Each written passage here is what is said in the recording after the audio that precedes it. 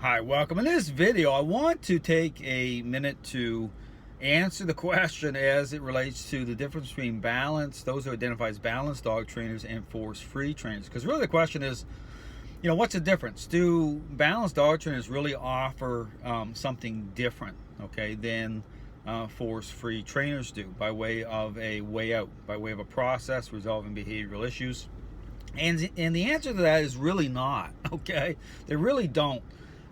In the sense of, again, of being aligned with the problem, with this idea of what a process is, with jumping in a very superficial way, because here that is the problem, in a very superficial way, just pulling out the treats, even using a negative the way that they're doing, building off of adding to what's called quadrants to generate a series of responses, again being response focused rather than depth and relationship focused, by way of an interaction based approach. They're focused on just generating these responses in such a way that it creates a disconnect, a problem, by way of trusting appearances that way, which you simply cannot, because again, taking everything I say and thinking about considering the parenting example. Because here's the thing, once you truly reconcile behavioral issues properly by way of relationship, it'll start to make sense why it is that if you were to jump in the way that these trainers are jumping in,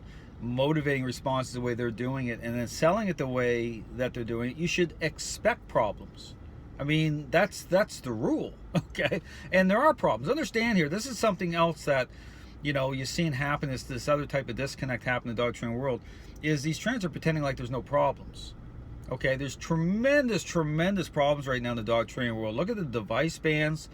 Look at the divisiveness. Look at this, even the bonker controversy that happened, in the petitions against trainers. You look at all of it, you'll start to see everything's unraveling right now for a reason. So again, get back to this whole issue about when you're looking, on social media, or you're looking for answers, you're looking for a trainer, you're looking for a process. What defines balance from force-free? Well, the only difference is that they will talk about leadership. They will use what's called corrections in the equation, but the problem with that is, again, by way of how they're jumping in at the beginning. Even though they incorporate certain things into the equation, it still is an open door for perceptions of dogs not to change. That's the bottom line. So understand that when you're coming into agreement with those who identify that way, balanced or force-free, you're rolling the dice. Understand that they're all looking at appearances the same way. They're all interpreting appearances the same way. They're all making assumptions the same way. Versus, again, being aligned with an interaction-based approach that is intentional and has a predictable outcome. So again, I would really encourage people to think about that.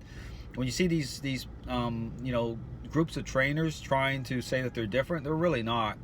They're not different at all, because they're all aligned with the exact same idea, jumping in the exact same way. So again, I encourage everyone to look for answers. Check out my website.